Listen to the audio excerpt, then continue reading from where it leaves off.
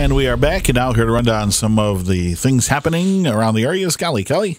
Yes, thanks, Jim. Several things going on. A new exhibition at Fort Stanwix National Monument kicked off earlier this month on January 5th and continues to run through May 30th. It's an exhibition, New Year, New Artifacts, and it's at Fort Stanwix National Monument in conjunction with the Rome Historical Society. Visitors to the fort and to the Rome Historical Society can learn more about how the fort was reconstructed. The two venues offer different perspectives on the same event and highlight Rome's history of urban renewal efforts and shed some light on the people who participated in the reconstruction of the fort. Very interesting. You know, we always when we are promoting the fort, that's one of the unique aspects that we talk about is that it is a national park. However, it's a different national park because it's not the original. It is a reconstruction. So kids and families are encouraged to touch and do everything. It's not one of those parks where it's hands off and you can't touch things. And that makes it really a worthwhile experience for people to bring their families, their children, and they get really engaged with the history at Fort Stanwix. So you can learn more about how that all came about as the exhibition continues to run through May.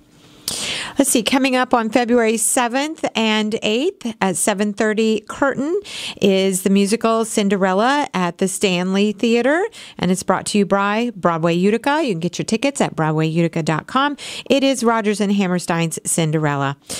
So you can just take a step back to your own childhood and enjoy Cinderella again on the big screen, on the big stage at the Stanley World Stage. So that's February 7th and 8th, 7:30 p.m. curtain. It's Cinderella, the musical.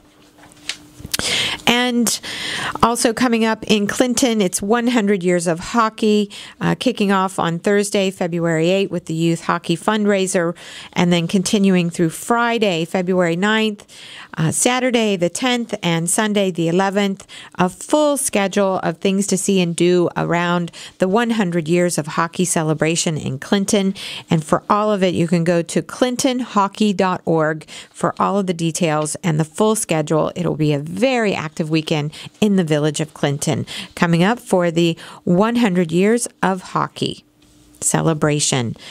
Let's see. Also going on at the Players of Utica, the current play that kicked off on February 2nd and will continue to run on the 8th, 9th, and 10th with 7:30 curtain, as well as this afternoon at 2 o'clock.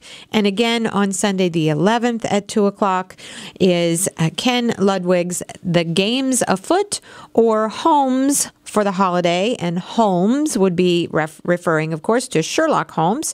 So it certainly will be a lot of fun, and it focuses on Broadway star William Gillette, of course, who played the famous Sherlock Holmes, and how he gets caught up in solving his own mystery at his own fabulous castle in Connecticut. So again, for tickets, you can go to playersofutica.org. For tickets and reservation, it's The Games Afoot, or Holmes for the Holiday, brought to you by the Players of Utica.